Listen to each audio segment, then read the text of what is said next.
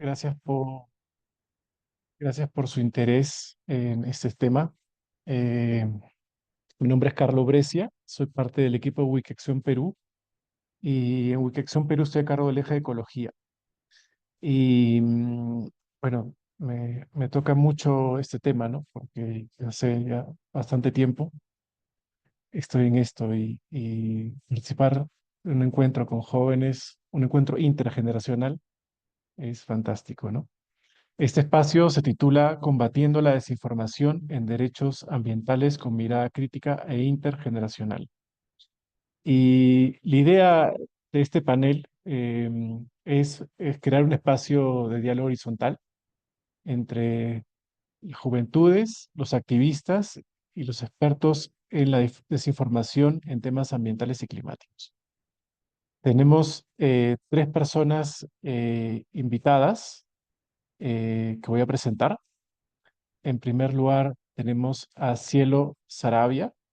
Ella es cofundadora del centro SOS Digital, una línea de ayuda ante violencias digitales en Bolivia, donde desarrolla proyectos sobre seguridad digital holística, prevención y resistencia ante violencia de género facilitada por las tecnologías.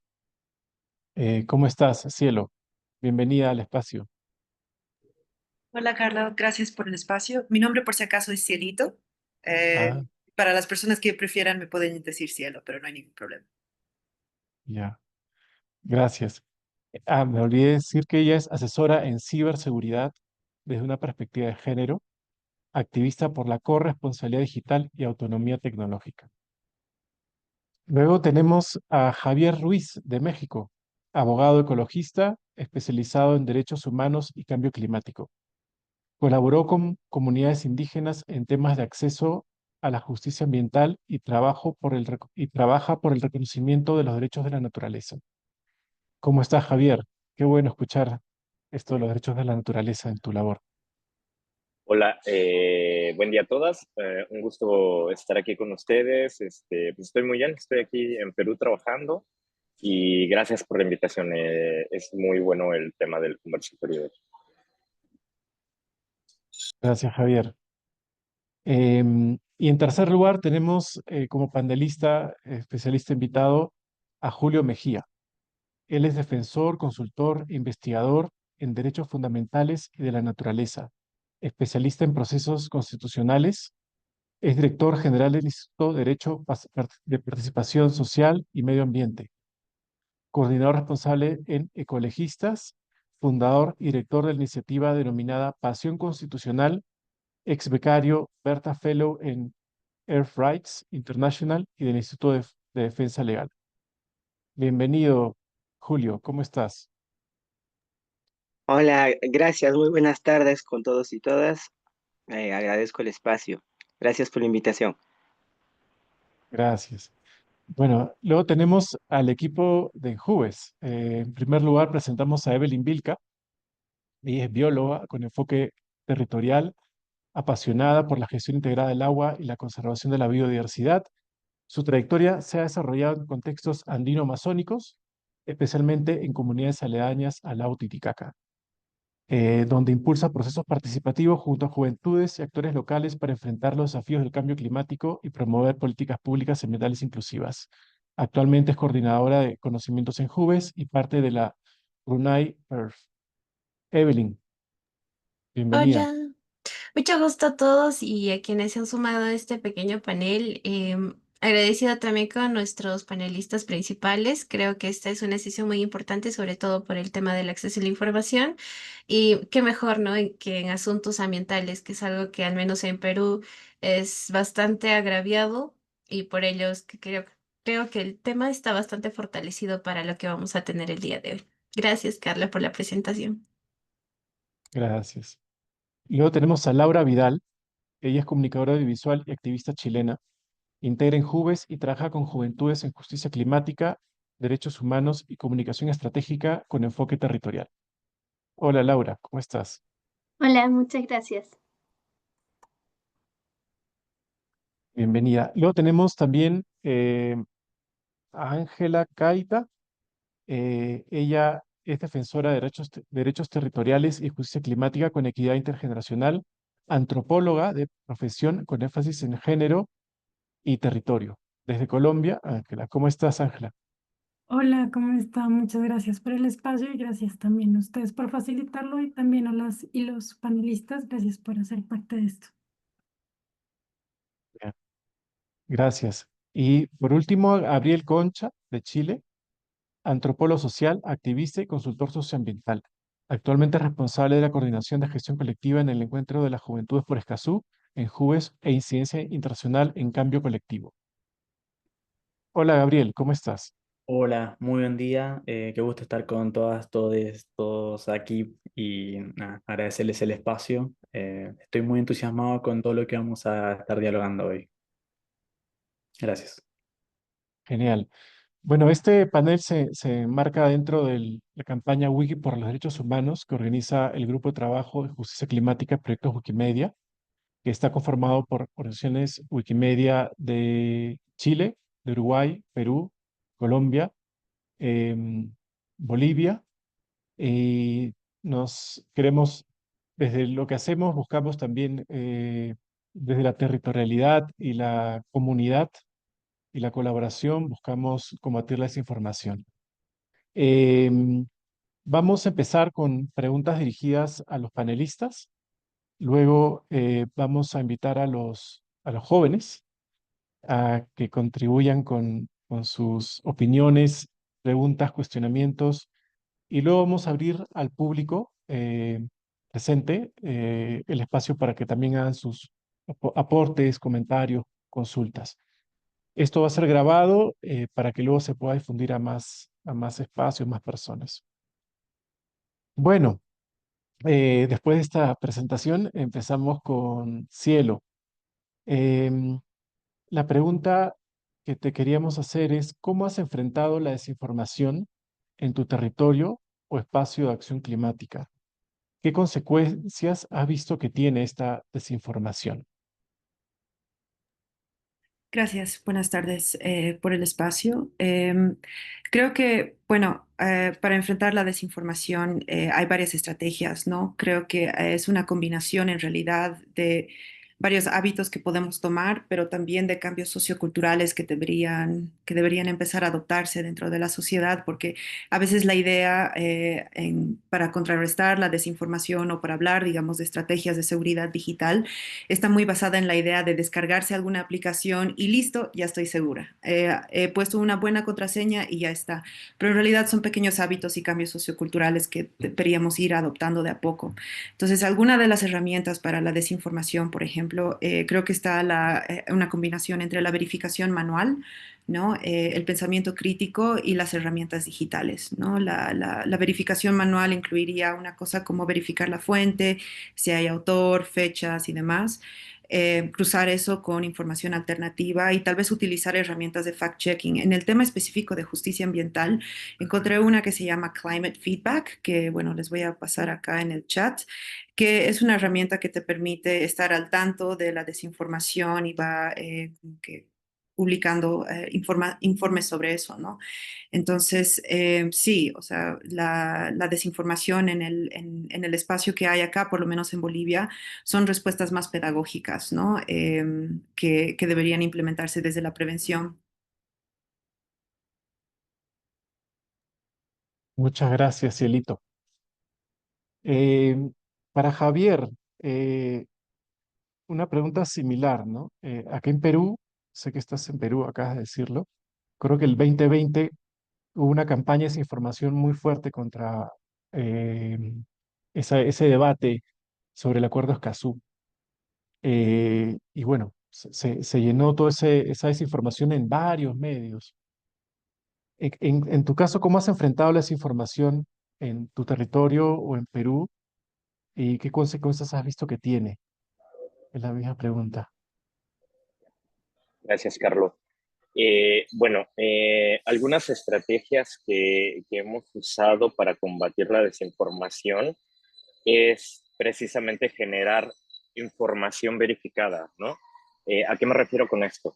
Redes de información que muchas veces parten de una red comunitaria de las mismas personas que están defendiendo el territorio y combinarla con la información correcta de los aspectos legales de un equipo legal, la información que nos brindan las personas de territorio, pero combinarlo también con la información científica. Si bien no podemos todas ser científicas o científicos, lo que podemos usar es tomar la información que hay científica, ¿no? De ciertas plataformas, combinar esto y generar una campaña de información verificable. ¿A qué me refiero? Es combatir la desinformación con la verdadera información que hay del territorio, ¿no? En algunos casos legales que hemos apoyado, nos hemos dado cuenta que de repente sí, precisamente ciertos actores estatales o de bloques que están en contra de los derechos humanos o de la lucha por el medio ambiente, generan mucha desinformación que puede afectar o que puede generar inclusive un discurso de odio hacia los movimientos de defensa, ¿no? Entonces, digo, algo que nos ha salido bien es estas estrategias de comunicación, donde se apoya a las personas de territorio para que puedan comunicar, expresarse, pero que van enfocadas a dar realmente la verdadera información de lo que pasa. Y tener un poco del control de hacia dónde va esa información, ¿no? Generar las campañas de medios ya con una nota de prensa preparada con las respuestas, para que igual sabemos que no podemos controlar a veces también cuando hay ciertos sectores mediáticos que piden hacer entrevistas, notas de los casos, entonces es darles la información ya muy, muy dosificada, ¿no? Para que se trate de mantener de esa manera. Son algunas de las acciones que hemos usado, pero sobre todo para apoyar a las personas que están en territorio y igual abrir espacios de discusión. Por ejemplo, esto que comentabas del acuerdo de Escazú en Perú. Entonces, generar espacios de discusión donde se hable realmente del tema, y poner entredicho, ¿no? Esa desinformación que brindan, esas falacias que hay a veces en los argumentos, porque si no se combaten de una manera profesional, se quedan ahí en el tintero del colectivo, ¿no? Y pueden, a largo plazo pueden perjudicar, ¿no? Cualquier acción de defensa. Es como lo que te puedo comentar, ¿no? Así parte de la experiencia que hemos tenido en el trabajo sobre esa pregunta. Gracias, Javier. Julio, hemos hablado un poco de las estrategias que han usado Cielito y Javier. Y ¿podrías tú contarnos un poco las consecuencias de esta desinformación? ¿Cómo se manifiesta en la sociedad, en los medios, en la opinión pública? ¿Cuál es el efecto de esta desinformación que has visto que tiene? Sí, yo creo que uno de los e- efectos que trae la desinformación, primero está en el tema de omitir también información, ¿no? O sea, el silencio sobre algún aspecto es un silencio estructural, ¿no? Y que el mismo vacío, el silencio, la omisión, sí permite desarrollar una narrativa que, por ejemplo, en los espacios donde yo he podido colaborar, pretenden, por ejemplo, eh, señalar que determinada actividad no causa un daño severo al medio ambiente, que es una actividad cero impacto, que lo que se va haciendo con determinada actividad extractiva es, digamos, la solución que la gente busca. Yo, por ejemplo, me acuerdo un caso donde una empresa, después del cierre, había anunciado que había reforestado toda un área, una gran área. Entonces muestra sus fotos de reforestación, con las plantitas, todos felices, aquí no pasó ninguna contaminación, no pasó nada, hasta que la población investigó, consultó a especialistas y dijeron, o sea, ¿qué habías puesto? ¿Cómo has hecho este proceso? Y resulta que era solo como una pantalla y la gente al tomar conocimiento de esto, pues exigió una medida adecuada a la zona, no una, digamos, una reforestación como para quedar bien, ¿no? Entonces, yo creo que la desinformación permite construir narrativas que al final afectan a la población que directamente está afectada en las zonas donde hay degradación ambiental y por ende tiene una afectación en el clima. Distorsiona ciertos eventos, se señala beneficios del desarrollo sin cuestionarlos, sin dudar, y genera desconfianza, ¿no? Porque esto es algo que se está viendo, ¿no? La gente de tanto que escucha las noticias, que siempre está escuchando las noticias, en algún punto es como la fábula del niño que siempre está señalando que ya viene el lobo, ya viene el lobo, y cuando toca el lobo ya no le van a creer. Yo creo que lo mismo está pasando en esta época de tanta información donde se bombardea a la gente con información donde a veces no es contrastable, gente no sabe verificar y al final yo creo que va a llegar hasta al cansancio y no va a creer, ¿no? En determinado punto, si la información es fiel, es correcta, es verdadera, simplemente va a optar por no creer y al final esto va a generar una narrativa que beneficia a unos y perjudique a otros, ¿no? Gracias. Sí, hay grandes consecuencias, ¿no? Incluso hay personas que son criminalizadas por estas campañas de desinformación eh, y llegan hasta la cárcel, ¿no? Y a veces hasta mueren, ¿no? Justo acá en Ancash hay un tema de arsénico en Guarmey y cualquier persona que quiera hablar sobre eso, llegan los equipos de la mina a tapar la boca, ¿no? Em, Evelyn, invito a Evelyn, a Laura, a Gabriel, a Ángela, em, a comentar las preguntas anteriores y también qué rol juegan, la pregunta es qué rol juegan las juventudes y las comunidades en la construcción de información confiable sobre crisis climática y justicia ambiental. Gracias, Carlos. Bueno, me voy a dar la oportunidad de participar primero.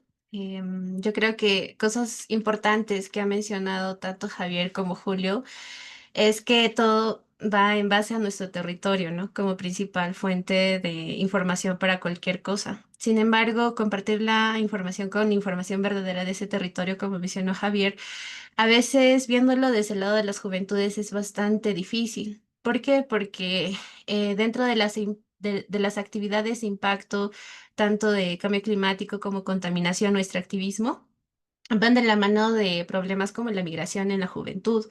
Y eso se da a raíz de la falta de oportunidades que probablemente encontremos, porque al igual que varios acá tal vez, o mi persona, por mi propia experiencia, hemos tenido que migrar de nuestros territorios hacia la ciudad para conseguir mejores oportunidades. Y estas mejores oportunidades se basan en acceder a buena educación, acceder a salud, a servicios básicos que probablemente no encontremos en nuestras comunidades.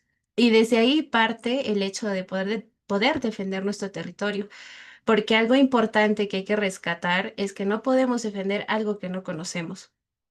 Y si a buenas primeras nosotras y nosotres tenemos en cuenta nuestras capacidades como juventudes, creo que está el hecho de también compartir la información con los demás. Y esa información se batalla mucho porque actualmente, al menos desde el contexto peruano, el Ministerio de Energía y Minas, el Ministerio del Ambiente, entre otras entidades, promueven bastante lo que es el desarrollo sostenible desde la empresa, pero sin embargo esta no es visible en comunidades. Lo digo porque se puede promover dentro de la academia capacitaciones, orientaciones en temas de extractivismo, cómo es que las juventudes pueden trabajar en el ámbito de la minería, sobre todo en la región de Puno, que ahorita estamos con el tema del litio, con el tema del cobre, de otros metales muy preciosos, pero que lastimosamente no promueven un sistema de investigación que te ayude a ti cómo reconocer esos impactos. Y lastimosamente la información es tan escasa que cuando nosotras o nosotros iniciamos estos procesos investigativos, a veces no suelen ser escuchados por las empresas, pero sí les ayuda a las comunidades. Y creo que al menos desde jóvenes, desde juventudes, tenemos que apoyar con eso, con la difusión de información, pero también con la creación de esta información. Y creo que al menos como jóvenes estamos en la posibilidad y en la potestad de, después de haber recibido esa educación de calidad, de educación de escuela superior, poder realizar investigaciones para poder favorecer el acceso a la información a los territorios. Y qué mejor manera si es que nosotros trabajamos también con más juventudes para orientarlo a diferentes idiomas, para adaptar diferentes metodologías y poder de esta forma informar a más compañeros y compañeras, ¿no? Que sean X situaciones, porque yo creo que al menos en la región de Puno no solo es cambio climático, sino también es el tema de la contaminación por minería, la contaminación por aguas residuales y los residuos sólidos, que creo que son nuestros tres némesis, al menos aquí en la región de Puno, y pues que están afectando bastante lo que sería el acceso a alimentación y a servicios básicos. Gracias. Lau. Gracias, Sí, Evelyn. gracias. ¿Sigo yo? ¿Sí? Perfecto, gracias. Muchas gracias a todos los que están en el panel. Yo quería comentar que creo que hay dos maneras desde como yo lo veo que nosotros podemos aportar como juventudes a combatir la desinformación. En primer lugar, todos ustedes me imagino saben que las noticias falsas, las fake news, una de las razones por las que más se viralizan es porque tienen contenido alarmante, tienen contenido que incita al miedo y cosas así. Entonces yo creo que por esa fuerza poderosa como tipo avalancha que tienen las fake news, donde una persona puede compartirlo a 30, 40, 50 y luego crece como una pelota de nieve, la primera como el primer deber que tenemos como personas luchando contra la desinformación es informar y educar a nuestro círculo cercano, porque muchas veces nosotros hablamos de estos temas para audiencias grandes y luego vemos que nuestro abuelo o nuestra mamá está compartiendo y reenviando cosas por WhatsApp que no son correctas. Entonces yo creo que la primera cosa es buscar nuestro círculo cercano, intentar educar, tomarse unos 5 minutos para explicar cuáles son las consecuencias, cuáles son las maneras de identificar cuáles son los mensajes falsos, identificar cosas como los reenviados, buscar las fuentes, etcétera. Esa es una gran manera de aportar a que la viralización y la avalancha no continúe. Y la segunda diría que es cambiar la narrativa de cómo se comunica la, las crisis en el tema ambiental, porque muchas veces la perspectiva desde la cual se comunica los temas ambientales es muy catastrófica, muy pesimista. Creo que si la gente no está muy preparada para recibir ese tipo de información y de ese tipo de contenido todos los días, es muy agotante. Por lo tanto, cambiar la narrativa de cómo expresamos los mismos temas, pero desde una forma propositiva, donde hacemos un llamado a la acción y donde les decimos, mira, está pasando esto, pero hay maneras donde podemos solucionarlo, podemos adaptarnos o podemos hacer algo al respecto, es una gran manera también de combatir la desinformación y de poner también a las personas en el lugar de que pueden tomar algo y hacer algo al respecto, que no solamente se vuelvan como oyentes de información, sino que también participantes activos en contra de eh, las cosas malas que están pasando con el medio ambiente. Ese sería mi aporte. Gracias, Laura. Vamos a hacer con las preguntas. Tengo una pregunta para Javier. Javier, ¿quién define qué es verdad en el mundo digital, desde tu opinión? Gracias. Difícil pregunta, pero Híjole, mira, creo que se ha hablado mucho aquí del tema de la verificación de la información, de la democratización del conocimiento. Entonces, creo que para poder definir qué es la verdad en el mundo digital, hay que llevar a la práctica eso, lo que ya mencionaron las compañeras, ¿no? Si no se suman esfuerzos en el sentido de educar, como lo mencionó Laura, a lo mejor desde el primer núcleo que tenemos, que es la familia, el círculo de amistades, eso. Y si no democratizamos el conocimiento, porque tenemos que ser honestos, a veces somos celosos de lo que tenemos y creo que no es bueno en estos temas que se están conversando hoy. Híjole, vamos a decir, vamos a dejar que alguien más decida cuál es la verdad, ¿no? En los medios. Entonces yo creo que hay que sumar estos esfuerzos, pero también tienen que ser esfuerzos que realmente sean inclusivos, ¿no? Evelyn mencionó los problemas que tienen las juventudes frente a estos retos, pero también hay otros sectores que históricamente son discriminados, y, y bueno, entonces también tienen problemáticas similares y no se pueden quedar ahí, no se pueden quedar ahí, hay que apoyar, ¿no? Pero creo que eso me gustó, lo que comentó Laura, el tema de la educación. Nosotros hemos podido trabajar en territorios también apoyando en el desarrollo de capacidades y cuando le puedes apoyar a una persona que es una persona defensora a usar, a cerrar esas brechas de acceso a las plataformas, créeme que para ellos es un gran apoyo, ¿no? Se les abre un mundo completamente.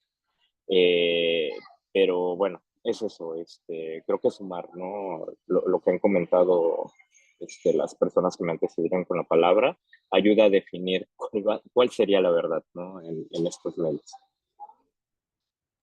Carlos, Gracias, Javier. ¿Cielito? sí, quisiera responder igual y reaccionar a la respuesta sobre la verdad en el mundo digital. Hoy, la verdad, lo tienen los algoritmos y las corporaciones grandes, las corporaciones de tecnologías, ¿no? Ellos son las personas que definen lo que es relevante, lo que es verdadero, y se va priorizando el contenido que sube en redes sociales en base al contenido viral, ¿no? Sobre contenido verificado. El contenido viral va a ser mucho más interesante que un contenido real para el algoritmo para publicarlo, porque lo que quiere el algoritmo es que más personas lo estén viendo, quiere más atención. Entonces, grandes medios también son personas que tienen ese espacio, son financiados generalmente por intereses económicos o políticos, que perpetúan generalmente versiones que son muy convenientes de sus propias empresas sobre el cambio climático, ¿no? Y tienden a silenciar resistencias locales. Entonces, justamente cuestionar un poco acerca de este tema de la verdad significa también cuestionar descentralizar la producción del conocimiento, la producción de información, ¿no?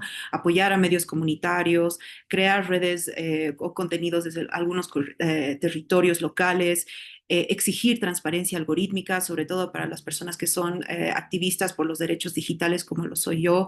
Mi especialidad no es justicia ambiental, mi especialidad es derechos digitales y violencia de género. Entonces, por eso lo hablo desde esta manera, ¿no? Y creo que también requiere mucho para definir qué implica la verdad en espacios digitales, depende mucho de quién tiene control en estos espacios de tecnología, ¿no? Y generalmente son personas que viven en el norte global, que están en Silicon Valley, que replican sesgos capitalistas, extractivistas dentro de sus propios algoritmos, ¿no?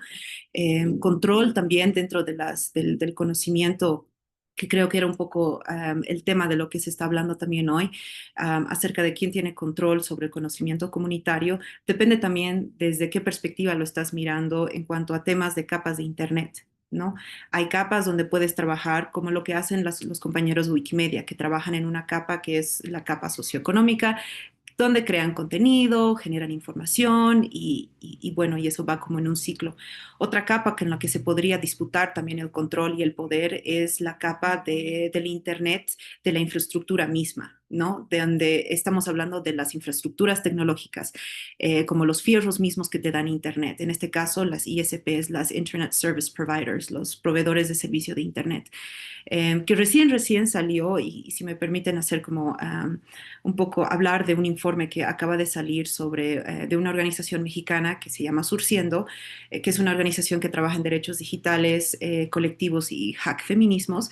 Sacaron un informe que es Acciones por la Justicia Ambiental desde infraestructuras tecnológicas autónomas y comunitarias. Y en este informe se muestra cómo proveedores de servicios de Internet, que son de pequeñas y medianas empresas, son consecuentes con su ideología política y lo llevan en sus tecnologías, ¿no? Básicamente, el informe demuestra que es posible tener empresas de tecnología que no repliquen lógicas extractivistas colonialistas, ¿no? Y hablan un poco acerca de sus experiencias, ¿no? Estos son proyectos independientes, feministas, cooperativos y alternativos. Entonces, parte del informe muestra también opciones y estrategias que se pueden tomar para mantener tecnologías que no repliquen estos sesgos coloniales y con las diferentes, bueno, a cambio, digamos, de las diferentes herramientas que estamos utilizando ahora en nuestra cotidianidad. Y proponen cosas muy lindas, ¿no?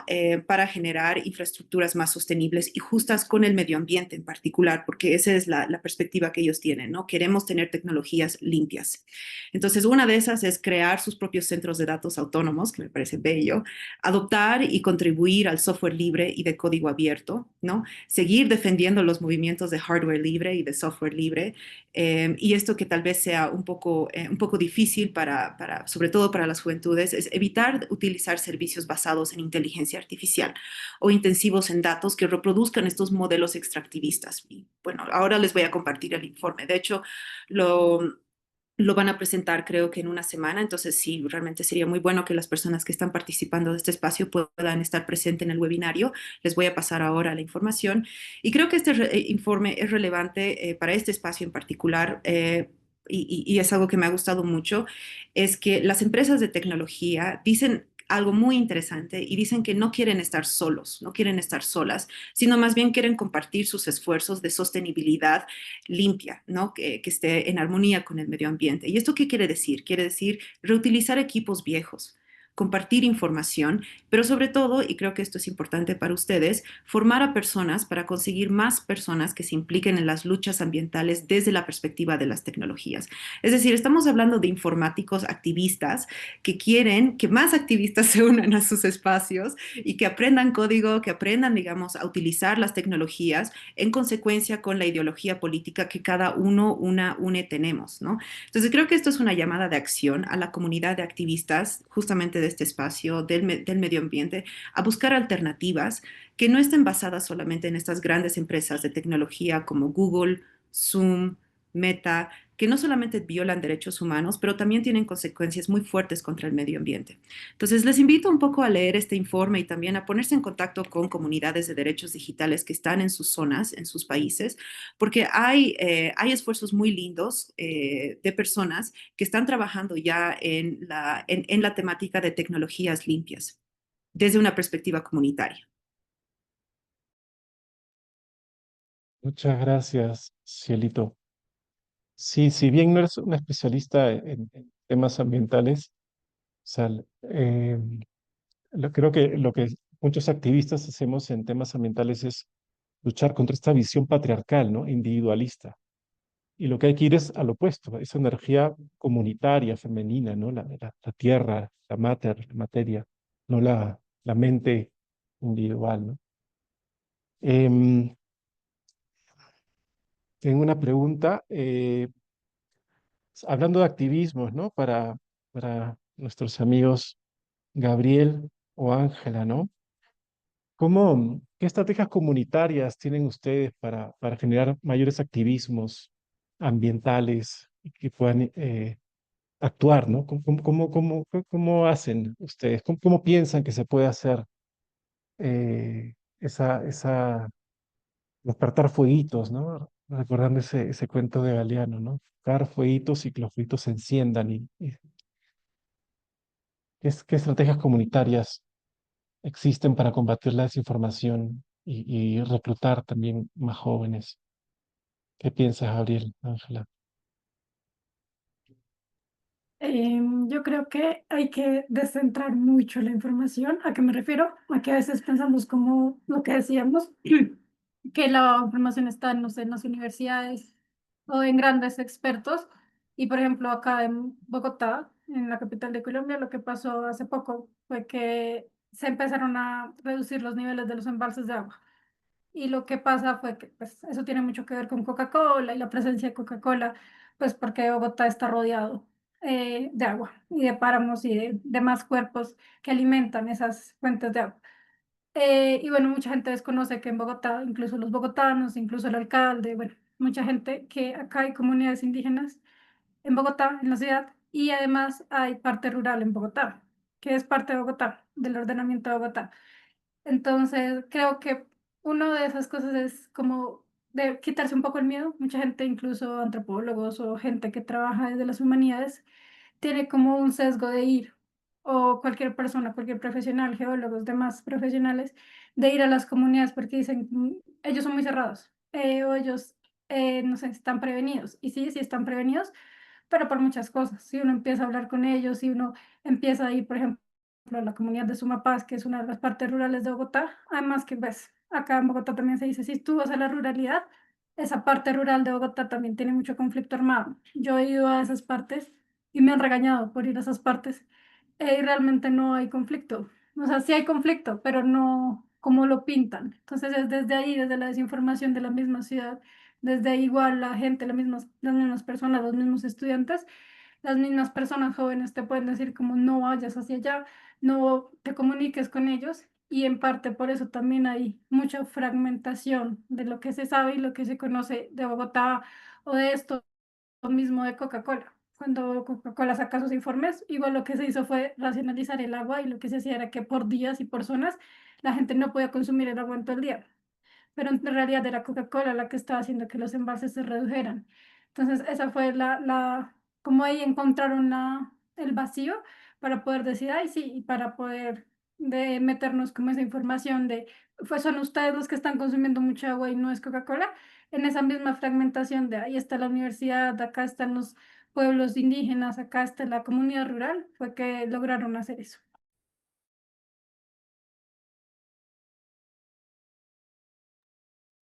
Ciertamente los prejuicios en las sociedades, y a veces esos prejuicios se siembran, ¿no? A través de campañas de desinformación, generando miedo para actuar, ver, ir más allá, ¿no?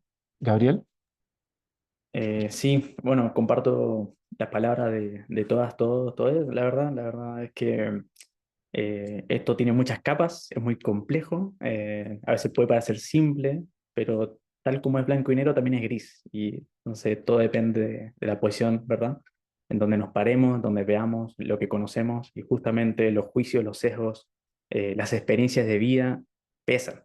Y, y por lo menos yo he notado, particularmente en activismos y en proyectos comunitarios, que la alternativa, digámoslo así, quizás que es una de las tantas alternativas posibles, ¿verdad?, que tenemos para luchar contra esta desinformación y motivar a las juventudes, va mucho de la mano del decrecimiento, que las teorías actuales del decrecimiento hablan sobre justamente alejarnos de estas ideas numéricas, ¿no? De views, de interacciones, de generación de dinero por publicidad, ¿verdad? O sea, estamos hablando de temas que finalmente recaen en el consumo, en el consumismo y en las soluciones individuales, ¿no? Eh, y más bien se enfocan en esta idea de generar o transversalizar, en las palabras que se han dicho acá, de democratizar, de sensibilizar sobre la información y generarla finalmente localmente. Tanto he tenido la experiencia de ver como con estudiantes, ¿verdad? Desde la academia principalmente, tratando de hacer aplicado todo lo que aprenden, todo lo que han podido desarrollar en sus áreas, pero también tenemos que también trabajar el escucha. La escucha activa en este caso es fundamental, romper justamente con esos sesgos que también principalmente vienen de nosotras elegimos qué luchar y qué no, ¿verdad? Bien lo decía Silito, la compañera, que muchas veces nos enfocamos en un tipo de materia ambiental por lo demás, y no vemos las otras, ¿no? Y la interseccionalidad. Entonces, va mucho de justamente confiar en la desconfianza que podemos tener sobre la información, ser más críticas, comenzar a desarrollar estrategias en las cuales desde las comunidades, desde lo local, desde tu experiencia con otros, finalmente, puedan generar información y puedan ir ebulliciendo otras fuentes de información, que si bien la verdad es una construcción social también, eh, va a resultar complejo, pero vamos a tener un pensamiento crítico. Y eso son capa tras capa. Es tanto tener pensamiento crítico, es pensar en no consumir solamente desde un lugar o desde un espacio, también cuestionando el por qué consumimos lo que consumimos, qué tanto queremos de información, por qué queremos esa información. Y las juventudes, por lo menos en el activismo, que están tan informadas, y que igual eso es muy agobiante, dicho sea de paso, informarse o buscar el punto en donde se genera la desinformación. eh, Finalmente, el unir con otras personas esto nos permite tener un tejido que por lo menos en la diversidad de colores va a dar mayor claridad sobre lo que hay y lo que no hay, dependiendo de la posición en la que estamos. Entonces, ya hay experiencias, siento que hay experiencias muy aplicadas sobre cómo comunidades y juventudes están luchando, combatiendo contra esta desinformación, y es un proceso muy personal, pero también muy comunitario. Y es ahí el tema, el preocuparnos tanto, pero también compartirlo. Eh, Finalmente creo que de ahí parte, y de ahí ir adquiriendo y tomando todas estas herramientas que ya todas nuestras compañeras y compañeros han dicho. Eso yo compartiría. Muchas gracias, Gabriel. Sí, sí, el tema pasa por lo personal, individual y comunitario, ¿no? A través de la comunidad podemos ir hacia espacios personales de abrirnos a la escucha y a sintonizar, empatizar y también informarnos y generar contenidos también, como dicen, ¿no? Es una gran labor que tenemos y qué bueno que desde Jubes ahí siempre estén articulándose. Estamos contentos de estar juntos en este espacio y otros. Em, ¿Alguien quiere mencionar algo? Oh. Quería preguntarle a Javier Ruiz. Javier, em, el tema de las imágenes y videos, ¿no? Me acuerdo que mencionaste estrategias para combatir la desinformación. Me imagino que algunas tienen que ver con generar espacios como virtuales en YouTube, en Zoom, pasarlos por Facebook. ¿Qué estrategias con videos y imágenes, podcasts se utilizan para combatir la desinformación desde tu experiencia? Ya.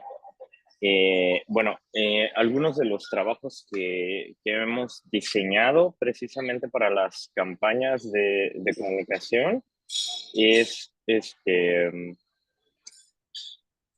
ir al territorio, tener materiales de la gente en el territorio, porque, híjole, es bien común que en temas ambientales siempre vamos a ver en las redes sociales publicaciones de un ecosistema inmaculado, intacto, ¿no?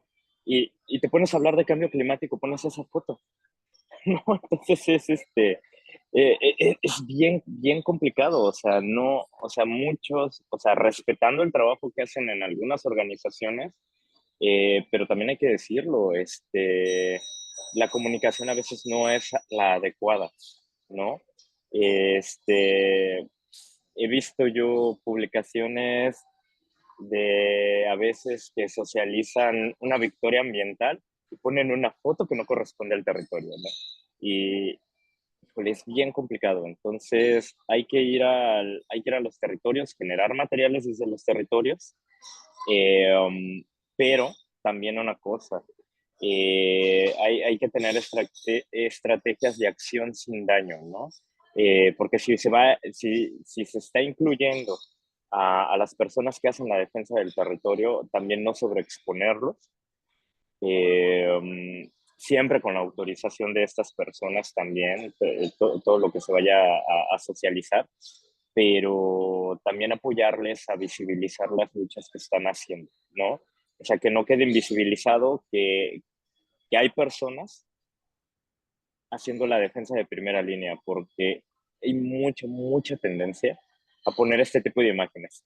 El río, cuando estaba limpio y sin gente, ¿no? El bosque, cuando tenía todos los árboles, en la mañana más preciosa del verano, y híjole, y es terrible porque el bosque posiblemente ya no está así, posiblemente ya no tiene árboles, ya no tiene tierra, ya acabaron con él, ¿no? Entonces, nosotros hemos procurado precisamente enfocar la campaña a las necesidades que tienen las personas, y para darles soluciones, ¿no? Efectivas con el tema de la información y precisamente combatir esa parte de la desinformación, porque bueno, nos hemos encontrado que a veces hay actividades que están generando fuerza, ¿a qué me refiero? Que empiezan a captar la atención de las personas, se empiezan a volver problemáticas que eran muy locales en internacionales, se empiezan a replicar notas de redes sociales y de inmediato empieza una cadena de desinformación, ¿no? Para que era como algo que comentaba Cielito, ¿no? No quieren que se conozca lo que está pasando, ¿no? Entonces hay que igual, híjole, arremeter con mayor fuerza, porque si no se vuelve una bola de nieve que va creciendo, va creciendo, va creciendo, va creciendo. Y es bien difícil, ¿no? Entonces, creo que eso es parte de trabajos que hemos hecho, que hay que hacerlos con mucho cuidado por la integridad de las personas, pero, híjole, creo que no pasa, creo que es mejor poner la foto del río contaminado, del río seco, del bosque destruido, que puede ser muy fuerte a seguir comunicando las problemáticas sobre todo con imágenes y videos que no corresponden, porque esa es una tendencia que a veces inconscientemente hacemos y es desinformar también, ¿no? Sí, ciertamente, especialmente ahora que veo muchas veces contenidos creados por inteligencia artificial, ¿no? Taller tal, río tal, gran tema también para discutir. Una última pregunta para Julio antes de abrir el espacio al público. Julio, tú trabajas derechos de la naturaleza, estamos hablando de interseccionalidad. Desde nuestro territorio, persona no es solamente la humana, también es persona el río, es persona la montaña, es persona el viento, persona la luna, nuestra madre, el Padre Sol. Hay todas estas perspectivas de nuestras convicciones originarias, ¿no? Y a veces desde los, digamos, discursos, palabras, testimonios de los pueblos originarios, se habla de ese Nohansik Yapansik, ¿no? Nosotros todos, que incluye a la naturaleza. Eh, ¿cómo, cómo, cómo ves tú esa relación de derechos a la naturaleza y hacer que las personas, especialmente los jóvenes, empaticen con los derechos de la naturaleza? Sí, eh, yo creo que todo esto pasa también por tener una buena estrategia comunicacional, ¿no? Yo creo que las narrativas tienen que ser acompañadas de un esfuerzo pedagógico, de un contexto narrativo, del mismo contexto, ¿no? Porque pasa que a veces, por ejemplo, un poquito tocando lo que que estábamos conversando hace un momento, escuchando a Javier, a Cielito y los demás compañeros, compañeras, a veces sí la tragedia se puede convertir en un espectáculo, ¿no? Entonces vivimos sociedades donde la tragedia vende, se convierte en un espectáculo, luego puede generar indiferencia o cinismo. Entonces, cuando se trabaja derechos de la naturaleza, yo creo que primero tenemos que tener una estrategia comunicativa clara, pedagógica, decolonial, y entender eso, ¿no? Entender primero que estamos afrontando también el poder, porque el poder es el que construye las narrativas. Por ejemplo, en Perú, en el 2014 salió una sentencia que hablaba de la concentración de medios, porque el grupo El Comercio en Perú había comprado el 80% de todos los medios escritos, de prensa, comunicación. Entonces, básicamente tener en un solo centro la comunicación es tener el poder de narrar las cosas, ¿no? Entonces, frente a esto, yo insisto que el tema de hablar de los derechos de la naturaleza tendría que pasar primero por tener una campaña muy cercana a la gente que, digámoslo así, no le interesa hablar de derechos de la naturaleza, ¿no? Porque es más fácil comunicarnos entre nosotros. Aquel que es adepto, que sigue nuestra corriente, entonces va a intentar escuchar, va a intentar tener apertura y bueno, a ellos no tenemos que convencerlos, a ellos no tenemos que explicarles este punto. Creo que pasa también por saber que el público más fuerte para dirigir esta estrategia comunicacional es, como decimos, la gente de pie, ¿no? La gente de a pie, que ellos están atentos a las redes, a lo que acontece. Entonces, me parece que empecemos por esta narrativa estructurada que pasa por una estrategia comunicacional, que pasa por una estrategia pedagógica, colonial y que pasa por mucha creatividad, ¿no? Explicar derechos de la naturaleza. La reciente experiencia que aquí en Puno estamos intentando que el agua Titicaca se declare como sujeto de derecho, que es una iniciativa que lidera una organización de mujeres y que yo he tenido la suerte de acompañar, es bastante, lo diría, pedagógico, porque en las redes, por ejemplo, yo me acuerdo, había un comentario de un joven que decía, entonces ahora la naturaleza que tiene derechos me puede denunciar. Entonces, digamos, a veces lo tomamos desapercibido, ¿no? Pero este comentario implica que básicamente no hemos llegado bien con la campaña y que necesitamos explicarle a él cuál es el alcance, qué implicaría.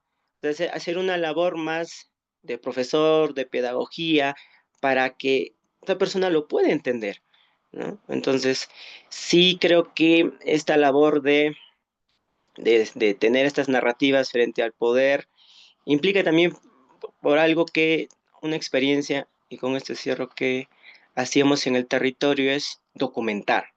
O sea, documentar, tener identidad, documentar lo que acontece, ¿no? Por ejemplo, nosotros hicimos una línea de base ambiental antes del mismo Estado. Entonces, porque sabemos que luego la narrativa del Estado, de la empresa, de la actividad es otra, pero documentar también desde el territorio, tener esos espacios de información y de saber, ¿no? El punto es que también nosotros tenemos que estar convencidos de lo que vamos a transmitir, ¿no? Porque a veces no tenemos claras las cosas, no tenemos bien trabajado el tema de la identidad, de la narrativa, de la pedagogía, de saber cómo vamos a alcanzar, de la misma creatividad al momento de expresarnos. Creo que ayuda, ¿no? Entonces, eso, ¿no? Derechos de la naturaleza ahorita pasa por intentar explicar esta nueva, yo creo que incluso ni siquiera es una nueva corriente, es bastante longeva, ¿no?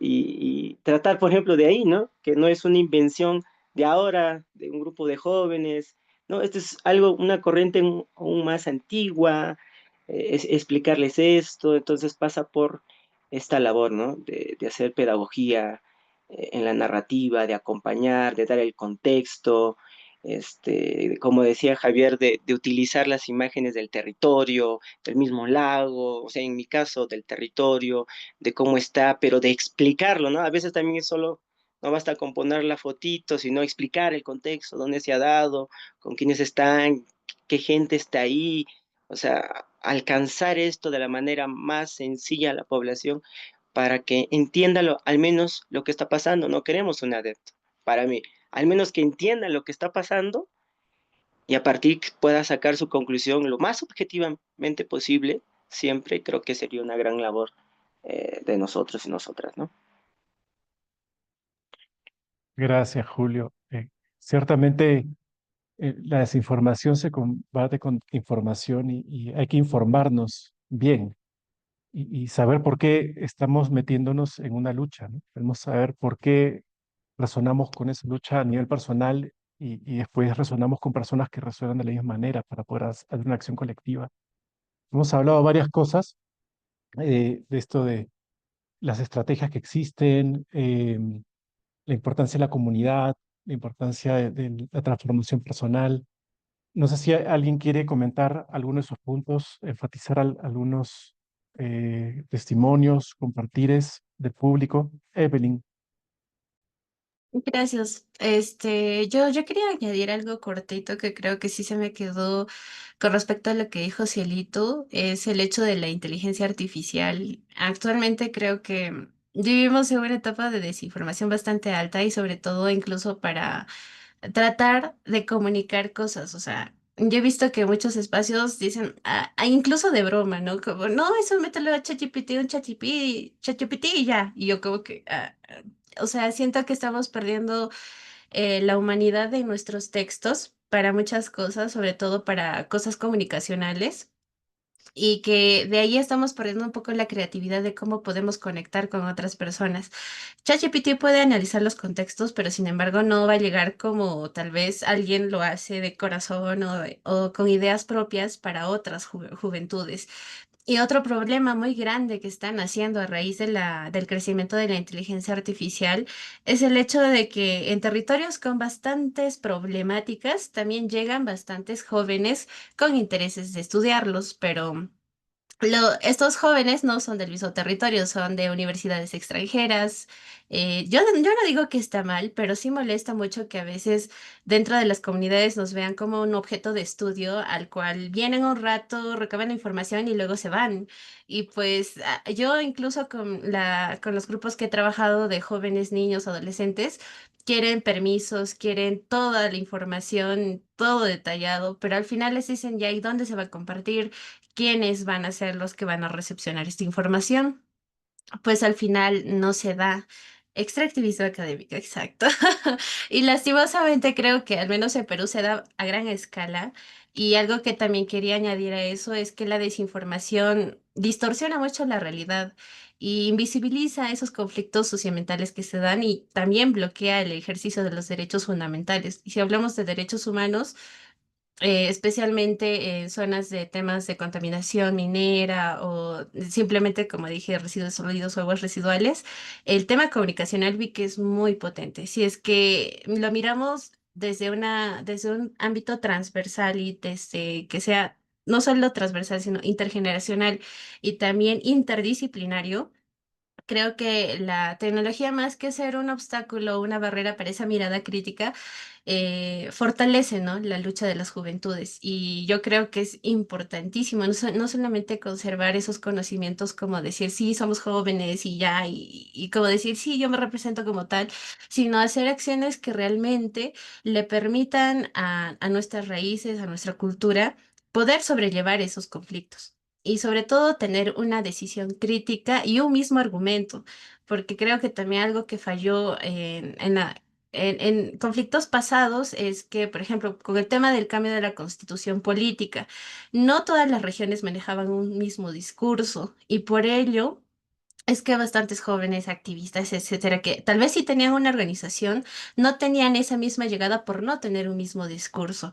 Entonces, yo creo que en temas ambientales es fundamental estar organizados, mantener comunicación constante, así sea por radio, porque creo que las personas mayores, si vemos esto de forma intergeneracional, no van a ver el tema de la comunicación por redes sociales o por páginas o por Instagram, Facebook, lo van a ver mediante la radio, principalmente la radio, ni siquiera hay mucha televisión.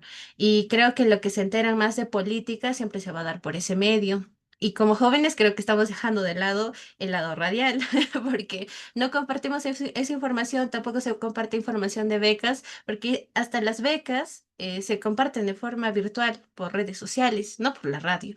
Y usualmente, pues yo creo que ahí tenemos barreras muy fundamentales que nacen desde el contexto del territorio hasta a quién le llega la información y de qué forma podemos incidir, ¿no? Para tener esa mirada crítica, que creo que es lo más importante en estos espacios. Eso nada más quería complementar. Gracias, Carlos. Gracias. ¿Alguien más quiere compartir una pregunta, una reflexión?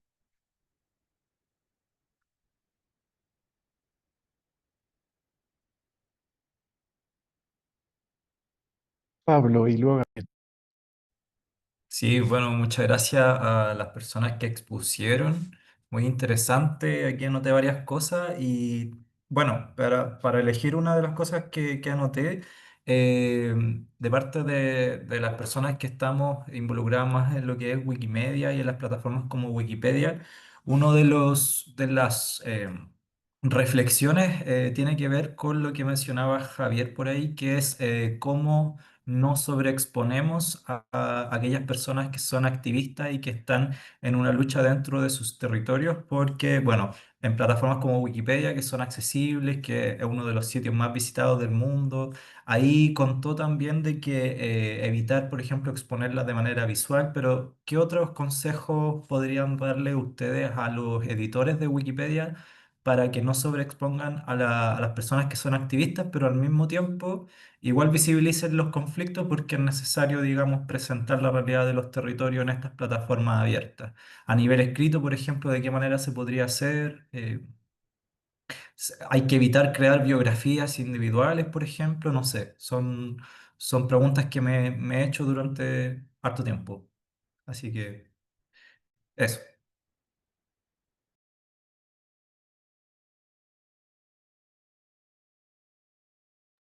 Yo me animo un poco a reaccionar a la pregunta de Pablo, de qué se puede hacer para proteger la privacidad, que es un derecho ahorita muy contestado en espacios digitales, ¿no? Creo que ya Wikimedia, por la estructura misma, ya es como un referente en cuanto a la protección de derechos digitales por el acceso al conocimiento, así que eso es súper lindo. Pero, por ejemplo, cosas básicas que siempre te van a recomendar, ¿no? Así como usar Tor, tener un espacio, una instancia de cebolla para poder pasar documentos que son privados. Pero, por ejemplo, lo que ayuda mucho y visto desde una perspectiva de ciberseguridad que habla un poco acerca de estos modelos de análisis de riesgos y de amenazas, pueden implementar una matriz de riesgos, que se los puedo pasar, es una metodología de ciberseguridad, donde te permite identificar un riesgo y el impacto que el riesgo puede tener en tu vida. Entonces, por ejemplo, un riesgo puede ser que la lista de pagos de la organización de Wikimedia se filtra. Entonces, no sé si es un riesgo real o no, pero puede ser, ¿no? Y es información bastante sensible porque tiene información financiera y datos personales del equipo. Entonces, si eso puede ser un riesgo, entonces, ¿cómo eso impactaría a la organización?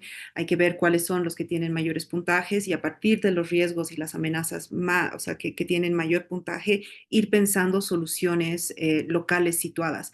El problema ahorita es que no podemos darte así como que una solución. Aquí está, te descargas esta aplicación y ya está.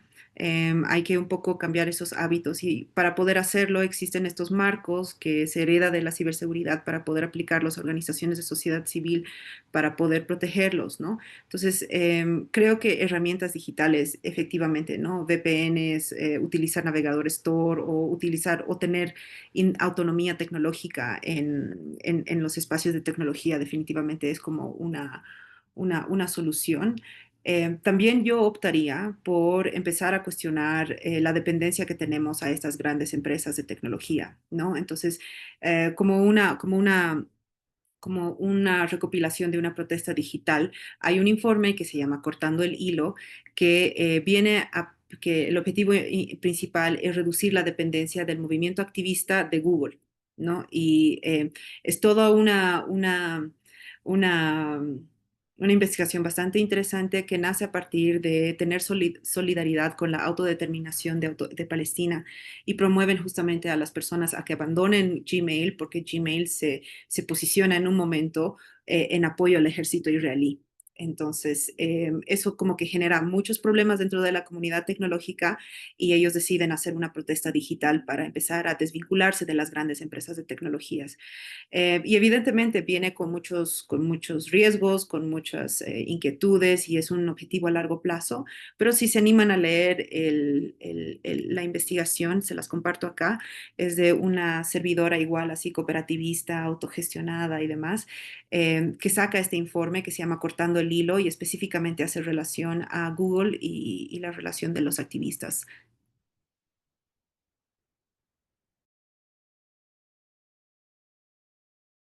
Gracias.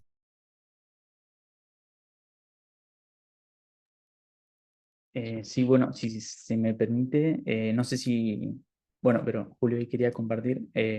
Yo sobre la pregunta, creo que desde mi área, disciplina de antropología, nosotras, el consentimiento informado para todo, durante todos los procesos de investigación vemos constantemente qué informamos, cómo informamos, ¿verdad? Qué queda finalmente en el papel. Creo que es muy importante quizás transversalizar justamente eso de preguntarlo todo, ¿no? Y preguntar una y otra vez, porque puede ser que en un momento te den autorización a que uses cierta información, a que compartas ciertas cosas y que la hagamos accesible y democraticemos la información, pero eso puede cambiar, ¿verdad? Y también un poco de pensando desde los aspectos más culturales, quizás no todo tiene que ser compartido. Y eso también es un cuestionamiento que tenemos que hacernos, tanto porque hay cosas que no pueden ponerse en palabras, ¿verdad? No se pueden poner escritas, tampoco un audio puede o una foto puede dar cuenta de todas las transferencias de información que tenemos por los sentidos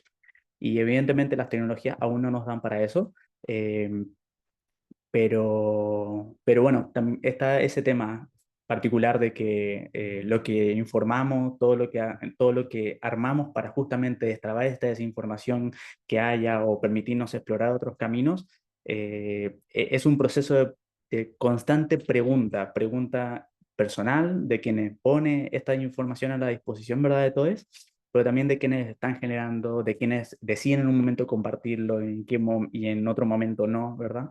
Como que siento que muy presente tiene que estar la pregunta, más que una herramienta en particular, como puede ser un documento de consentimiento informado o un audio donde se autoriza algo. Significa tener un pensamiento más crítico sobre todo esto, de por qué hacemos lo que hacemos finalmente. Porque es súper importante para luchar, pero también contra qué estamos luchando, contra algo que nosotros también estamos participando en general, de alguna u otra manera. Porque todo puede ser sacado de contexto, ¿no? Y bueno, y para terminar nomás, una reflexión personal, me hace pensar mucho en esto sobre el tiempo. La desinformación muchas veces se genera porque no hay tiempo para justamente desacreditar la información o complementar la información. Eh, Tenemos que también luchar contra esa velocidad, ¿no? Con que se publiquen cosas de desinformación o que nosotros justamente nos permitamos darnos el tiempo de explorar qué está sucediendo, por qué se dice lo que se dice, por qué se publicó eso. eh, y eso, darnos el tiempo de transitar, de explorar, de sentir, de observar, de aperturarnos a una diversidad también de fuentes. Como le dijimos, la verdad es algo súper complejo. Y cambia. Y bueno, usar los sentidos es particularmente esencial. Sí creo que la experiencia del enjue de ese co-crear la información, también nos co-creamos cuestionamientos y este espacio justamente nos acerca a ello. Sería muy genial después cómo va a ir evolucionando y también cómo va a ir compartiendo, por sobre todo plataformas como Wikimedia o estos espacios de diálogo. Pero bueno, eso, tenemos que construir esta información, pero también deconstruyéndola a veces y también como tener esos reparos, cuestionarnos qué podemos compartir, qué no, y de una forma constante y en diálogo, no desde el individualismo, sino desde lo comunitario, desde lo colectivo, desde, desde el que estamos trabajando en conjunto, ¿no? Porque finalmente esto afecta de una u otra manera a todos quienes leerán la información y también de quienes provienen, ¿no? Eso solamente como reflexión personal. Gracias.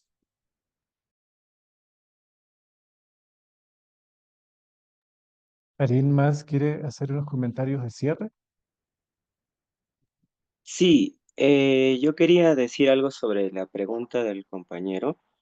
Eh, yo también creo que pasa, sabemos que no tenemos una receta mágica para abordar su pregunta, pero por ejemplo ayudaría que en situaciones no se debe personificar las luchas, ¿no? En situaciones, por ejemplo, en contextos donde se afecta a un defensor de derechos humanos, sí se tendría que evaluar si se personifica la lucha. Lo ideal, creo yo, es no hacerlo. Por ejemplo, un caso bastante sencillo en el cual yo participé.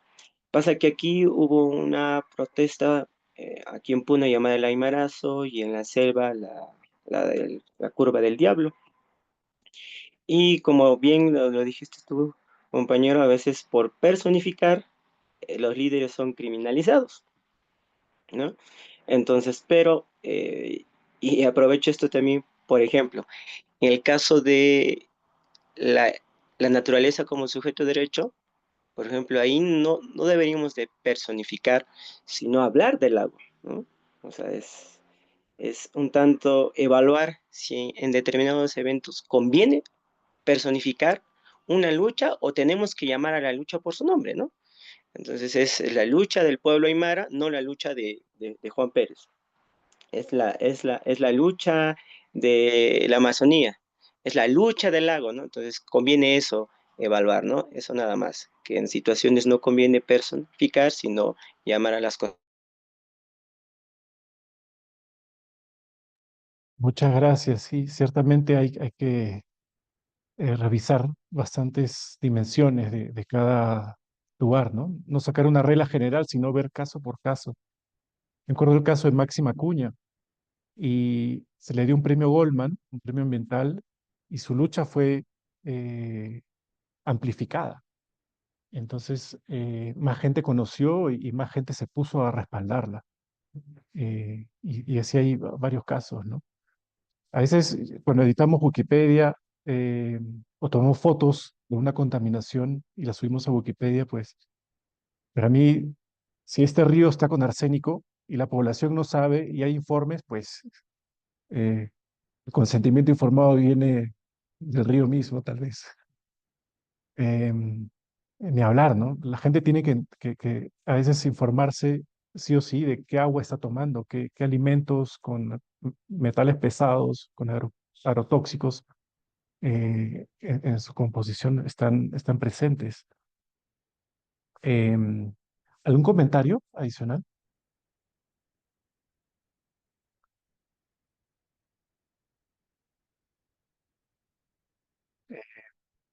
Bueno, entonces me toca cerrar.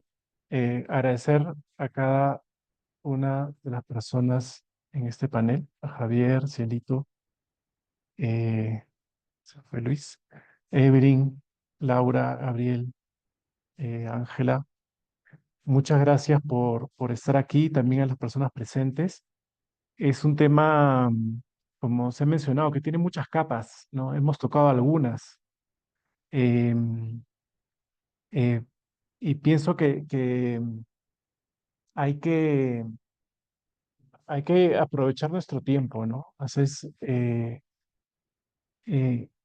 este mundo actual, contemporáneo, pues nos distrae mucho, ¿no? Nos distrae mucho y nos confunde mucho y se trata de avanzar un poco contra la corriente, ¿no? Muchas fuerzas hegemónicas y para contrarrestar eso hay que tener mucha fuerza contrahegemónica, ¿no? Y la comunidad la intergeneracionalidad, la interseccionalidad son fundamentales. Eh, y así como algunas luchas se deshumanizan, como la que pasó en Puno, donde a las personas que protestaban se las criminalizó, se las desinformó como terroristas. Aquí en Perú, si eres terrorista, pues no tienes derechos humanos, entonces te pueden disparar, ¿no? Eh, en contra de esa deshumanización del ser humano con tecnologías, discursos y más, pues hay que buscar la humanización, volver a esos vínculos, a escucharnos, a reunirnos en un fuego virtual o físico, eh, y informarnos juntos, ¿no? El conocimiento es colectivo, la verdad es colectiva. Entonces, bueno, muchas gracias. eh, que tengan una buena tarde, un buen fin de semana y ya nos reuniremos pronto. Espero. Gracias.